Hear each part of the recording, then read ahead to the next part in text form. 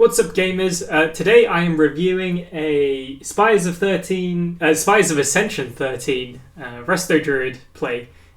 This is submitted by someone else and they've asked me to review it. So going over the talent setup quickly, this is fairly standard. This is what you run in pretty much most dungeons. I believe they're using the Verdant Infusion Legendary, so that extends the hot duration when you use Swiftman, and it doesn't consume the hot. So right off the bat, he's used Cenarion Ward on the tank during this countdown, and this is good because you can see like it's starting to go on cooldown. So I'm probably going to just watch back the video at a faster speed. So tank gets aggro, we put dots on. Yep, this is all good stuff. That F-low could have actually gone down earlier, so like while the tank was going there, I could have put the F-low down. Some groups like to do a big pull where they pull the next pack up there with the Goliath as well. And if you're doing a pull like that, you definitely should have a cooldown ready. So you might think to yourself, oh, okay, I need to commit Flourish to this, for example. That wild growth was pretty unnecessary. So there's not actually too much group damage, and let's go back a bit. It's bursting, so you can ramp really well, but on a pack of 3, it's not really going to do too much damage. So see that wild growth was sort of wasted. If we wild growth here, that would have been a much better use of it.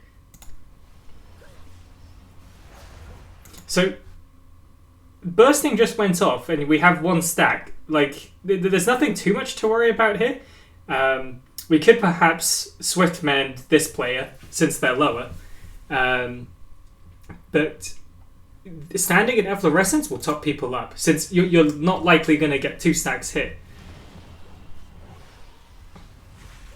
As a Resto Druid, if you get knocked up by a Volcanic, you can always just throw Hots out. So yep, see, this is a better time to use Wild Growth, since there's actually some healing to do. We're likely to get 2 stacks, so we want to put F-low back down, and now that it's just a Goliath, provided this Rebellious Fist cast doesn't go off, no one is going to be taking AoE damage. So there's no need to like spam regrowth or rejuvs to heal anyone. Just put down an F-low, and then that will do like all the healing that's required.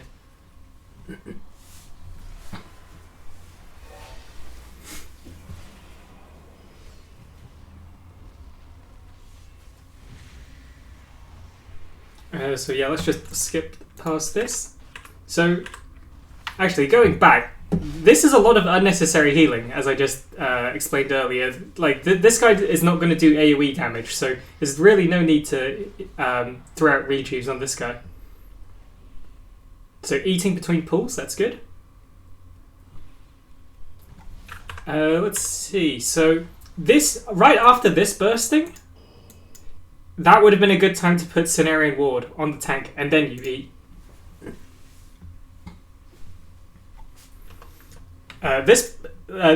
This pack and the previous pack, there are some dangerous casts. So Dark Lash is just going to slap a player. There's also a dot that goes through. If that dot goes out, it's very, very important that you dispel it. But there are a few caveats, right? So you need to be aware of your team's interrupts, because if all of your interrupts are on cooldown and the tank gets the dot, don't dispel the tank, because it's very likely a DPS player or yourself is going to get the dot, and that dot is going to slap you a lot harder than it's going to slap the tank. So you'd save your dispel for that. So we can also put Cenarion Ward on the tank. Yep, that's good there. So I think... So yeah, this Burden of Knowledge dot, it slaps. So this is like, if you have 2 go off, you want to dispel 1 immediately. Preferably the person with the lowest health. Like, that's your #1 priority. The next person you heal with a Nature Swiftness regrowth. So yep, we did that there. That Lifebloom was unnecessary. We didn't need to transfer that. We should have used that first global on the Nature Swiftness regrowth there. So, as a Resto Druid, you can also, since we're running Balance Affinity, we can also use Typhoon to cancel that cast. So, Let's just go back. This is the one I'm referring to. This one might go off, but you have 2 DPS players with their interrupt off cooldown. Well, it's only really 1, and we've got 2 burdens coming out. So if we Typhoon this, we would have cancelled both, and they both would have died, and the dots wouldn't have gone out. Let's see what happens here. Yep, so this dot, Dispel immediately. Okay, that's good.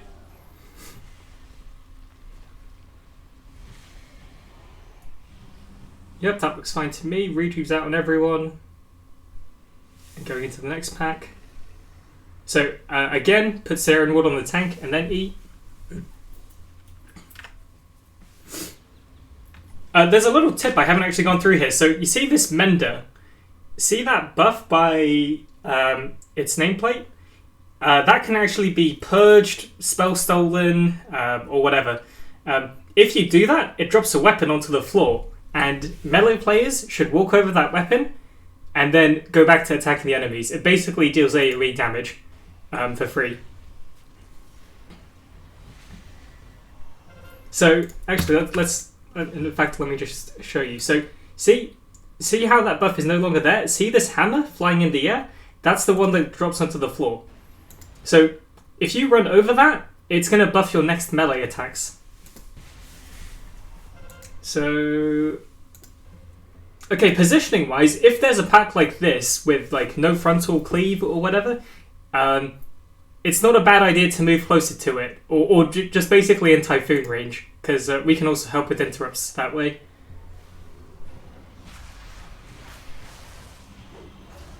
So that Convoke is a little bit overkill, especially because this pack's about to die, and there's like a scarier pack coming up. So I probably would have saved that Convoke there. All this time it was you who led the Okay, so CC Mender and Line of Sight. I've never actually seen the Line of Sight pull before, but it is quite common to CC the Mender. Just gives you one less interrupt to worry about. So we actually could have put Cenarion Ward as soon as we landed, because it would still be on the tank, and we'd have it back up like within 10, 15, 20 seconds or so. It looks like everyone gets chunked quite hard. Is it due to the volcanic? It's the Rebellious Fist, okay. That's fine, just topping everyone off. Swift Mend. Okay, so that was buff. Yep, this looks fine. So this would not have been a bad time to use Bark Skin. Your group's probably going to miss a few casts, a few interrupts on Dark Lash, so, just Bark Skin yourself. And also, I would say, try and turn your camera left, because currently your frames are blocking the enemies and their casts. So, unless you have the weak aura that tells you what spell is going on which party member, it's going to be quite difficult to predict when damage is coming. So we go into Pod Tender. We're spamming Trank. I like that. It's not a bad time to use Trank, since we don't really have time to ramp up. We cancelled that Trank a bit early, unfortunately. Whereas I think we could have actually cast it for a bit longer. So yeah, we could have probably given it another tick.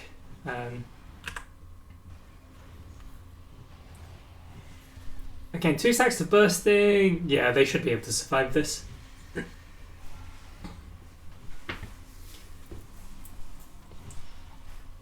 So yeah, at this point, if you had F-Lay down, you could slowly heal your party up with it, but you have got rejuvs growing on them. So, yep, that's fine. So while this is spawning, I like to put Hots on everyone and an Efflorescence down, because there's nothing else you can really do here. In this situation, everyone's not topped, so yeah, you can start healing them. So yep, let's get that F-Flow down.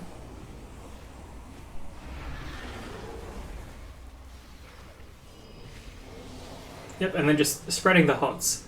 So since we are running the Verdant Infusion Legendary, I'd like to see Cenarion Ward put on a player, and then Swift Mended to extend it, and then we get the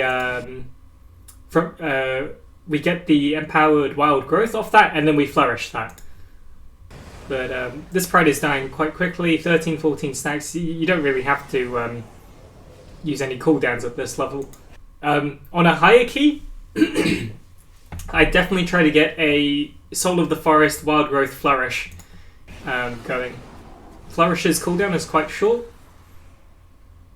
so you're likely to you're likely to have it back when you need it. So again, this is the buff I was talking about. See, that gets spell stolen, and that weapon is just lying there because the group doesn't know about it. So right here, I would not have DPS this. I would have put all of my hots on the tank, and that basically gives the tank some like survival. So like this would have been an excellent time to use Heart of the Wild, Enter Eclipse, and then an offensive Convoke. But if you don't have hots on the tank, it's a lot more risky to do that. So yeah, you don't want to stand in the cleave. I'm not sure if the tanks can avoid the cleave. I guess with some mobility they could. So we've dropped Lifebloom for a while. We want to get Lifebloom back up on the tank.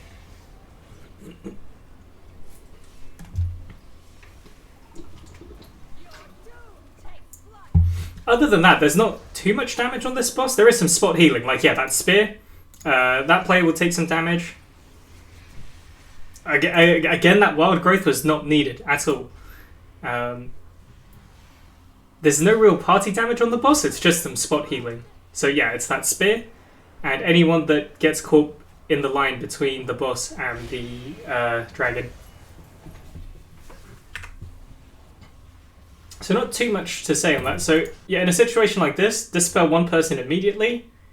I don't actually really know what this debuff does, but just dispel one of them immediately, and then you can just keep hots on the other player. So actually, let's see. So look at the amount of damage this dot has done, and we didn't dispel it. It's around like maybe 60% of the player's health. Whereas if we dispelled that, that is a large amount of healing that we wouldn't have to do, and we could have spent that time DPSing the boss instead.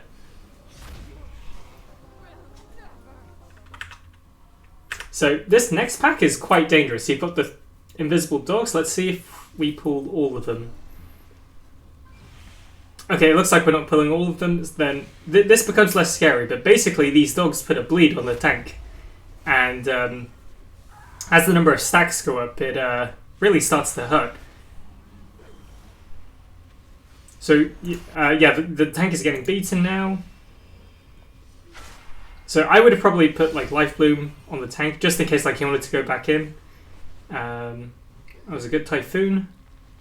But yeah, like at this point, the tank probably has a lot of stacks of the dot. I don't think they were being tracked on the frames, unfortunately.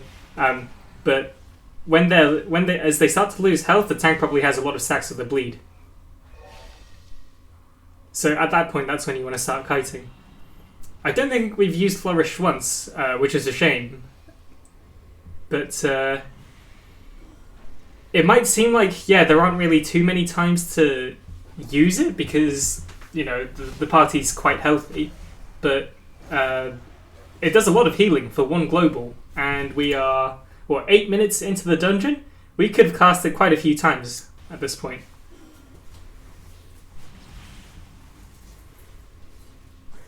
So yep, just some more kiting.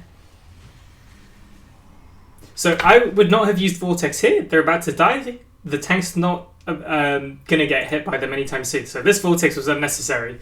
I'm only bringing this up because you kind of want Vortex for this next guy since he tends to leap away.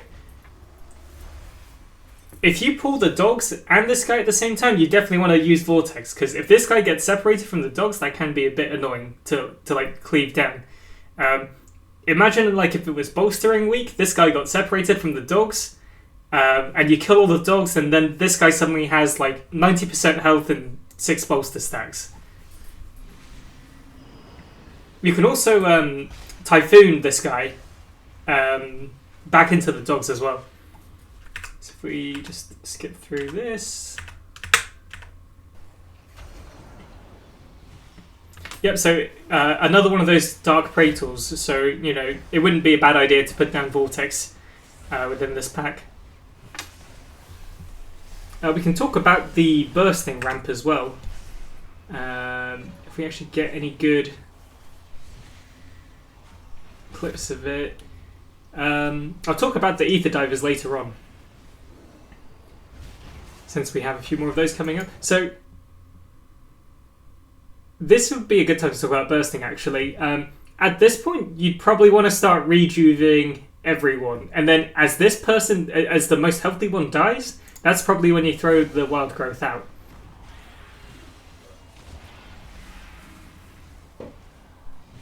So on 2 stacks, it's kind of fine, but if you have if you're going to get a load of bursting stacks, you definitely want to have rejuvs on everyone before the stacks get too high.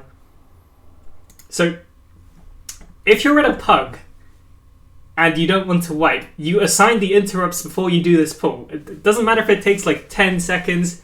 It's not worth like miscommunicating your interrupts and then like wiping. At this level, I don't think they one-shot, but on a higher key, if you're in a pug, definitely assign the interrupts. You don't want that Rebellious Fist to go off.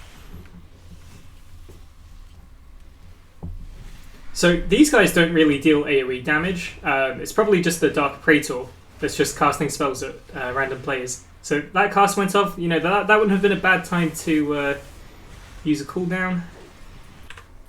And we do get the Convoke. Yeah, I mean, that use of Convoke is alright. So, like, right here, Typhoon this guy back into this group. And then put a Vortex down. I can't see where your Vortex is bound to, but so I can't tell if it's ready. But that's what I would have done in this situation.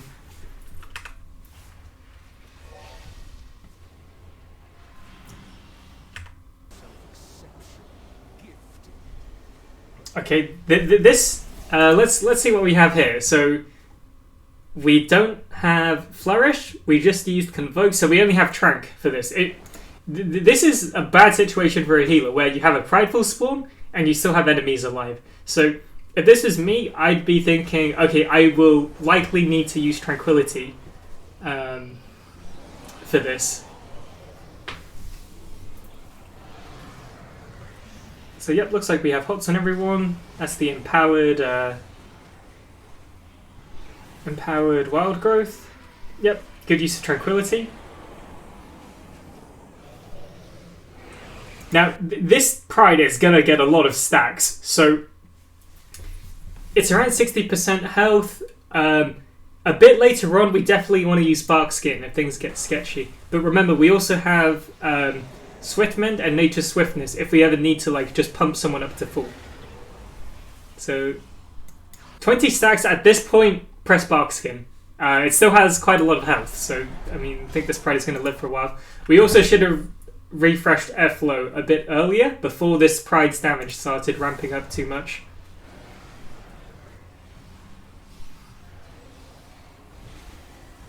So we could have used the... I mean, I think Swiftmend just came back off cooldown there. But yep, we used the Nature Swiftness, that's good. We Swiftmended that, yeah, okay, that's some good play. So, see here, 3 Ether Divers. Each of these put a dot on the tank. And sometimes there's like a slight delay between putting them on. So it goes like 1 stack, 2 stack, 3 stacks, instead of immediately. So ideally, if you can, wait for the tank to get 3 stacks and then you Dispel. I'm not sure if we're tracking the dot. Yeah, it's the Insidious Venom dot. So, okay, we have 1 stack there. We should Dispel that, because here there's nothing else to Dispel, and that's fine. So, let's talk about the ramp here. 3 Ether Divers that were going to die. We should have Airflow down. We should have rejuvs on everyone for the bursting. And then we Wild Growth at this point. But it's actually okay, because we have Prideful, so... Okay, let's skip ahead. So I think these champions can also imbue their weapon, and if you spell steal that again, you can just pick it up and deal some damage with it. So yep, Dispel the tank. We might get some random damage, but it doesn't hurt to have an F-low here. This Convoke is definitely a bit overkill and not really required. Like, I think that's probably just a misclick. They may have wanted to go into Moonkin form. So, 3 enemies dying in a short space of time. I definitely would have ramped a bit harder for that, especially if I was worried that this was going to roll, like they were going to roll that 3 stack into a 4 stack by killing this quickly. But that doesn't happen, so that's okay. So 5 Ether Divers. This is what I mean about the Insidious Venom. So see, 2 stacks, 3 stacks. If you dispelled it at 2 stacks, the tank would probably get like 3 more stacks. So just hold your horses a little bit and dispel it there. Yeah, so that was good. So we dispelled 4 stacks and the tank only has 1. Again, you want to play it safe. So that wild growth is really not required. These guys only hit the tank as far as I'm aware. Oh, okay, so this is a... yeah, this is going to go into a 5 stack of burst. So you definitely at this point should have had rejuve on everyone. Now, it doesn't matter if everyone survives because, you know, after the bursting goes off, you know, you have a few seconds to top them up. But if you had the rejuvs ready, like, for example, if you had rejuvs on everyone, Swift mended the tank to get rid of his rejuve, and then, like, Wild Growth, that would have, like, you would have kept everyone healthy there. So this is another dangerous pack where you have to make sure your interrupts are ready. I would have liked to have seen the Dispel a bit sooner there, since... actually, no. That's why I forgot that the dot comes out with this pack. So, again, it's a matter of tracking your group's interrupts and knowing what's coming. So, the tank has met, can probably live with the dot, to be honest. You know, I think with everyone's interrupt up, it would be fair to assume that someone could have got this dot, but they didn't. But, like, this should have been an immediate dispel. You see this dot go out on a DPS player or yourself, you dispel it immediately. Because it really does hit quite hard. I think that may have been the dot tick in conjunction with the Dark Lash. I didn't actually see.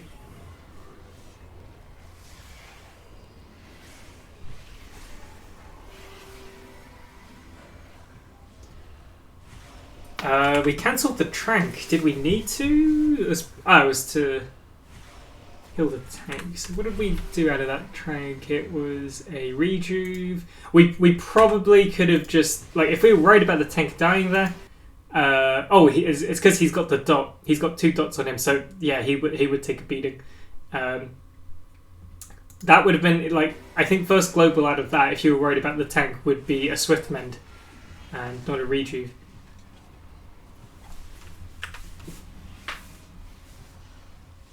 So the rest of this looks okay. It'll just be topping up his party slowly.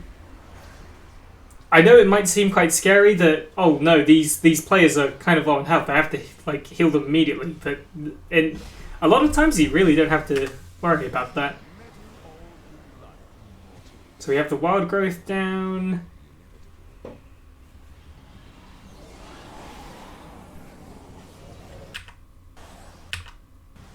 Yep, so we just have Hots rolling.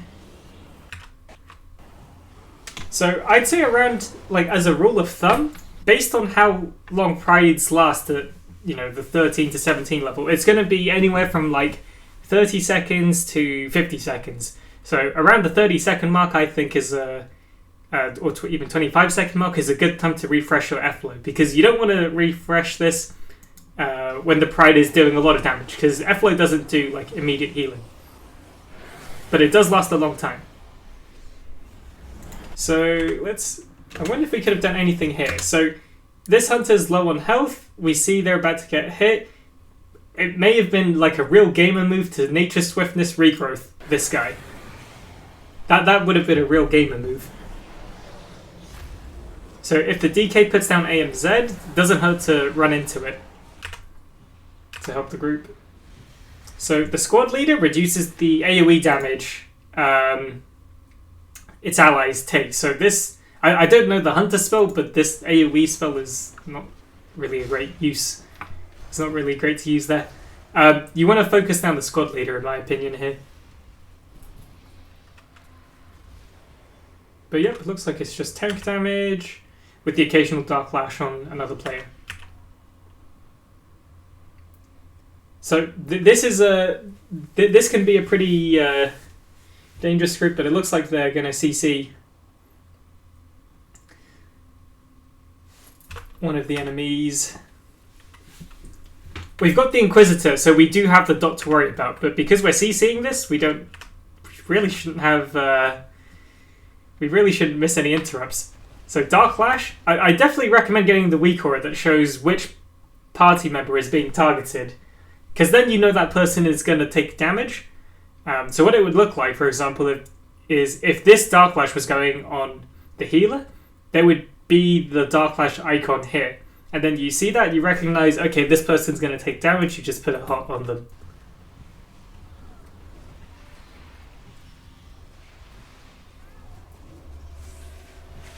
So I think this would have been a good time to use Flourish, if I was worried, because you're not going to really need it for the boss. But, you know, we use Convoke here, so it's fine. Let's speed it up a little bit. The tank does look a bit squishy, but we're doing a good job of keeping them alive. Oh, perhaps the Inquisitors don't do the dot cast. I think they do. Let's have a look. Yeah, they do. So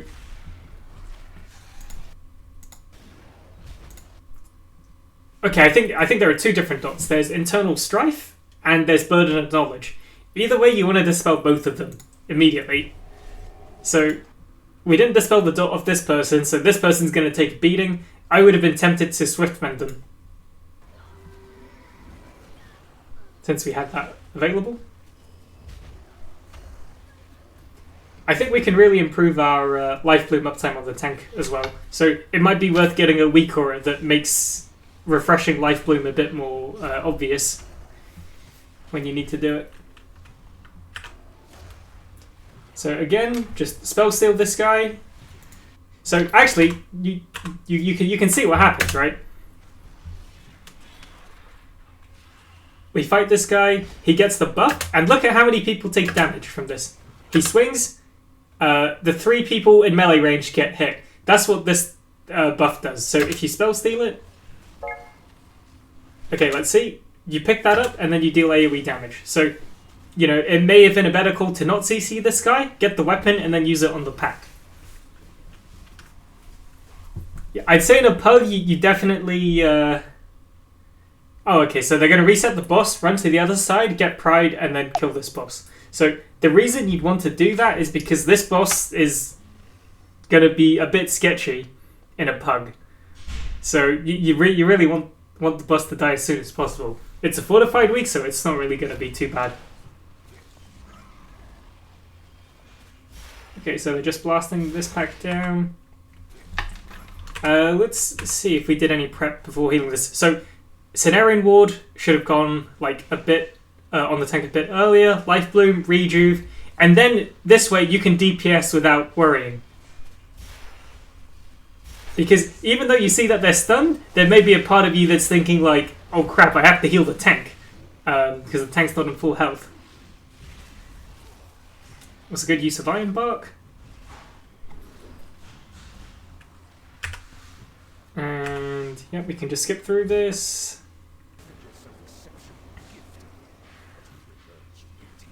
So it's a good thing we put Efflay down at the start. Would have liked to see a rejuve on ourselves. This healer is a god. Good work. Good work so far, buddy. Yep, keep the rejuves rolling. And we're fine. So if this lasted a bit longer, you could have used your Flourish for this, because I think you're unlikely to need Flourish for the next boss.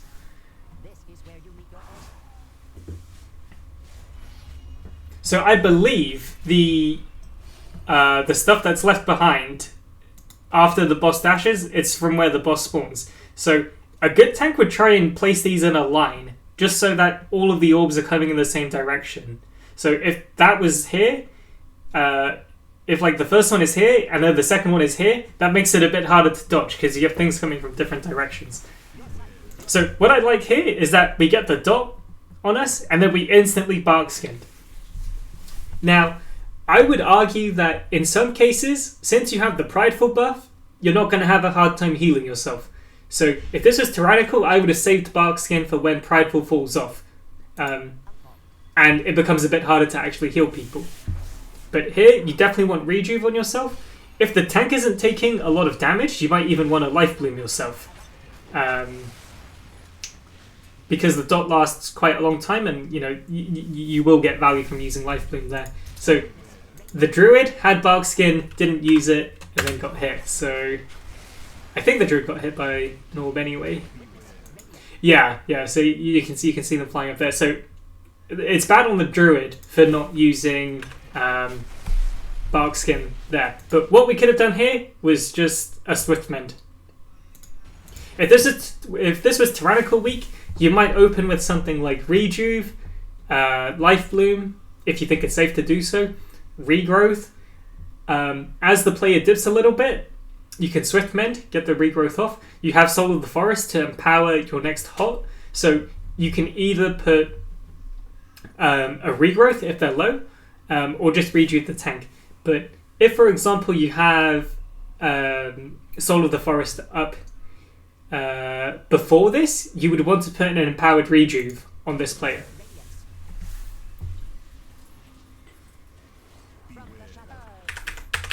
Okay, let's skip forward.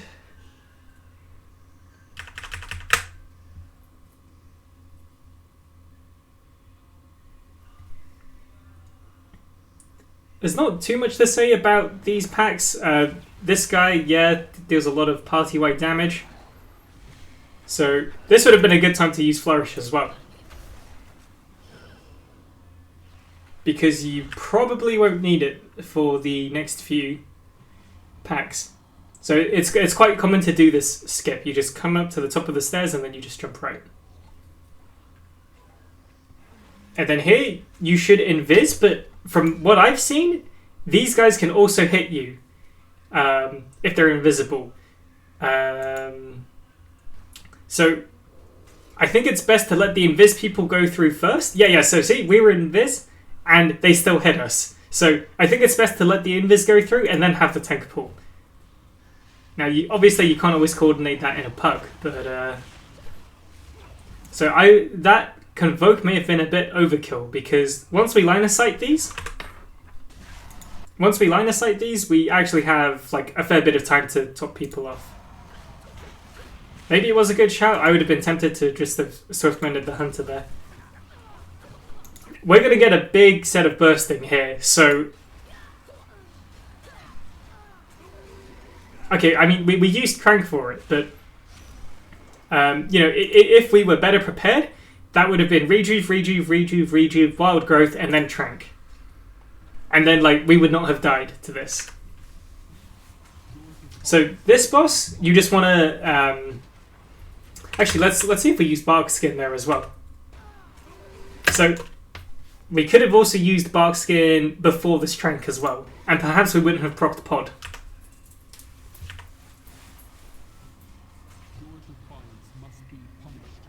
Okay, so this boss, make sure your group kind of knows where to stand. Because you don't want to be too far away from each other when you drop the pulls. And you want them to be in a line as well. So, this is good. We get the dot on us, so we immediately hot ourselves. Yeah, the group really should have been stacked for these, to be honest.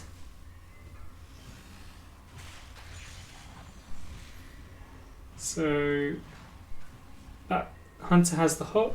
It would also not be a bad idea to save Cenarion Ward for this dot. There's a Dispel on the tank that we need to get. So at this point, these have dropped, Wild Charge out, and then you can immediately do whatever you need to do.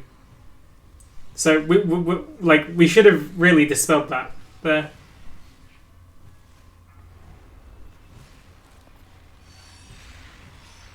So this AMZ is a bit early, but it depends on what the group decided. It looks like they didn't really discuss this before going in, but at this level and on fortified weeks, you probably just let the tank take all the stacks so DPS can pump into the boss while he's taking extra damage. And then you just kind of have to pump out some big tank healing. So it looks like the Hunter was... Yeah, the Hunter's here for some reason, where he could be standing away from the explosion, so it's completely the Hunter's fault. But you should also track the dot for this.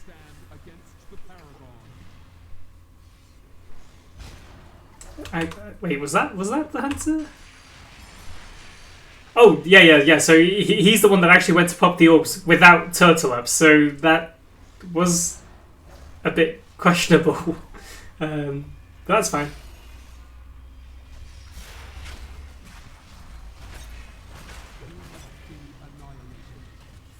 So yeah, I think the offensive Convoke is fine. If you had set this phase up properly and decided, oh, okay, we're just going to have the immune player soak all of them, this would have been the better time to Convoke offensively, because the boss is not doing any damage and he's taking more damage. So let's just carry on with this. So blast on that guy. Okay, we Swiftmend that, and then that's fine. So we Barkskin ourselves as well. So this does an initial burst of damage as well. So you want to make sure that you Barkskin yourself to reduce the initial burst as well, which I think we do here. So that's good.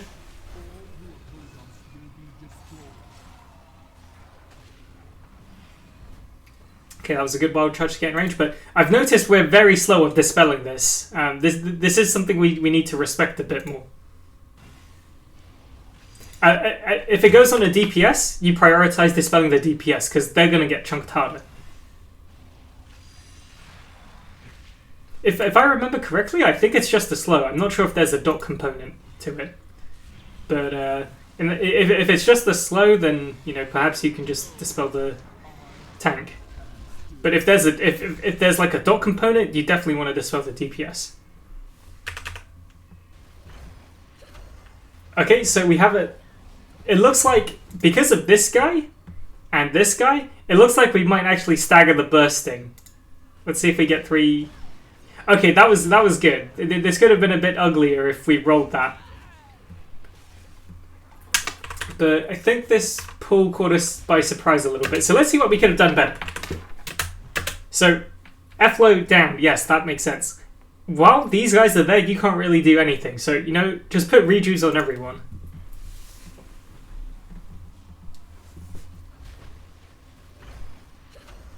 So yeah, at this point, everyone should have had rejuvs.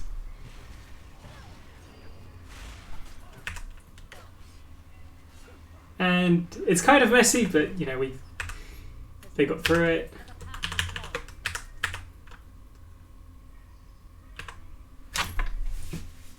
Okay, come on YouTube, buffer.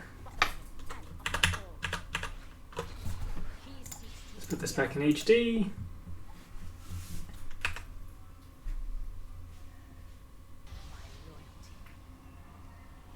Okay, so ideally, from my experience, the best way to handle this is do the middle, the left, and then the right.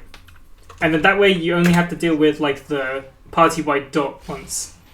But it's not a bad idea to use offensive cooldowns on this one. This is a good time to use it. So, a lot of people don't know how this spear works. Like, which direction is it coming from? It's hard to see at this angle, so I'll see if they throw out another spear at a better angle that will help the explanation. But basically, once you find a safe spot, it's fine. So, let's see.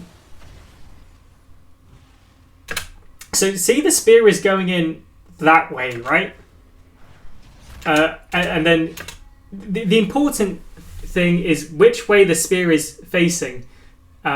So depending on where the spear is facing, it's going to go up, down, left, and right. So from this angle, it looks like you're going to get some orbs here and some orbs there. So where we're standing, we should be safe. And we can actually double check. It's hard to see like exactly which way the spear is pointing at this angle, but yeah. So you can kind of see. It was hard to see the volcanic, but it was roughly here and here. So this might be a bit easier to explain with this one. So the spear is kind of pointing that way, right? So because it's pointing this way, you're going to get orbs here and here. So these two could actually be in trouble. But again, it's kind of hard to tell with this angle. So yeah, see, like that spear wasn't too far from hitting these guys.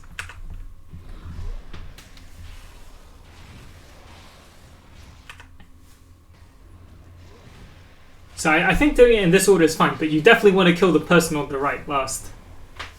Because you don't really want to deal with the dot. So here, I don't think anyone should... Yeah. So this is why you do this one first, I think. Because... it's just increased damage taken. So I think it's just the DPS getting hit by these things then. I think I just went back to the start accidentally, so let's go back and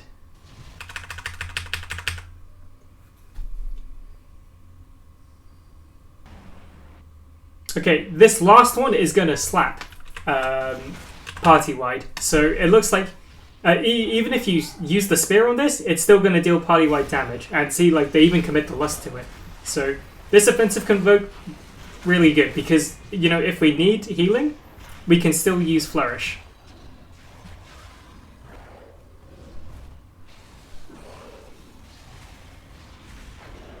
Okay, and in fact we do Flourish there. I would have liked this to have seen a bigger ramp. So by that I mean Lifebloom, Cenarion Ward on someone, rejuvs on everyone, Wild Growth, and then Flourish. Or even better, if you can get a Soul of the Forest Wild Growth and then Flourish, that really pumps up the healing.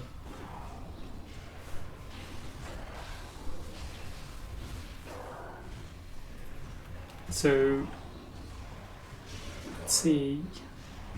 Yeah, I think the way this is handled is fine. But the damage ramps up as it lives, so you could have actually delayed the flourish a little bit. So yeah, this just looks like bog standard prideful healing. That's a good AMZ, and it's a good thing that people are standing in it. So this boss, not really too interesting from a healer perspective. I'd say if you can, just standard this thing earlier, because it doesn't hurt you. Let's see where the boss frames are. I haven't actually paid too much attention to this, but I can't see any boss timers. Oh, they're up here. So I would put these a lot closer to the middle of your screen. And we have some here, so let's actually go back and see. Maybe I'm just blind. So that is 2 seconds away from being cast, and you're probably not even aware of it if it's up here, right? Whereas if you had it near the center of your screen, you'd know it was coming. When the spell hits, it's going to deal party-wide damage. So you want to have F-load down, you want to have rejuvs on everyone, and then right after it lands, you can Wild Growth. In fact, you probably could have fit 2 rejuvs in the cast window. This Lost Confidence dot, the best way to handle this, and I've never seen this in a pub, is for the DPS player who has it to run to this side and then Dispel it. Alternatively, just Dispel it immediately, off the DPS player preferably, because it leaves this puddle and it just gives you less room to maneuver. When it expires, it drops a pool as well. So in my opinion, the tank should have maybe moved it a bit away. But in most cases, this is fine. So during this phase, people are going to get stacks of this dot. So you want to rejuve everyone and Wild Growth, and then Dispel anyone with high stacks. So I would have Dispelled this Hunter. and then from there you just dispel on cooldown. Okay, looks like they had a hard time getting the orbs. This would be a good time to convoke. Yep, that was a trank. I would have convoked that because you still want to be able to move from these. Are we gonna convoke? Are we gonna convoke? Okay, that convoke was a bit late, but look, we have some people with really high stacks, so if we dispelled on cooldown, these numbers would not be so high. And like this dot is absolutely slapping people now. So on Tyrannical, definitely respect it a bit more.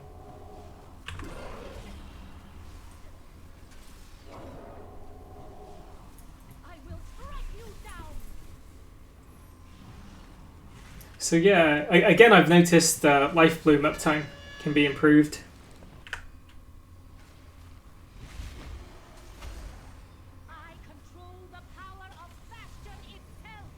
So again, pre-positioning here is good, but it looks like all the orbs spawn on the other side. So if you can, pre-position yourself, pick up the orb, wild charge closer to the center. At that point, start hotting everyone up. And the rest of the boss, there's really not much else to say.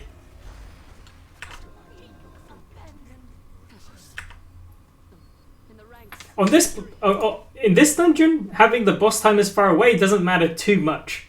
However, if this was Plagueful and Infectious Rain on the last boss caught you by surprise, like that would really, really hurt if you're not prepared for it.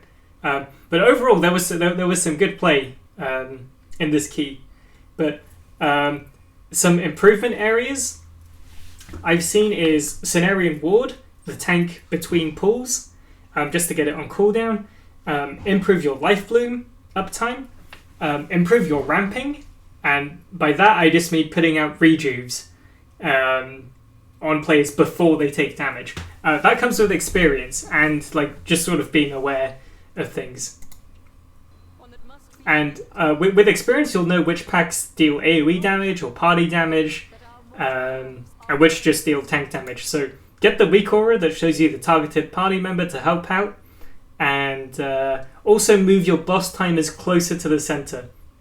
You can get away with it in this dungeon, but a dungeon like Sanguine Depths or Plagueful, where the bosses can be quite difficult if you're not prepared, like it's really going to cost you. But yeah, overall there's some good play. We definitely can use Flourish a lot more. It might not seem necessary at this level, but you definitely want to get into the habit of it. We also have 2 unused trinkets. I didn't actually see how often they were used. But this trinket, the Dark Moon deck, is good to help you on Prideful if you're behind. Ruby you can use just for like some extra throughput, as you'll get more crits. That's pretty much everything I could think of in this video, but there's definitely room for improvement, but like overall the base is good.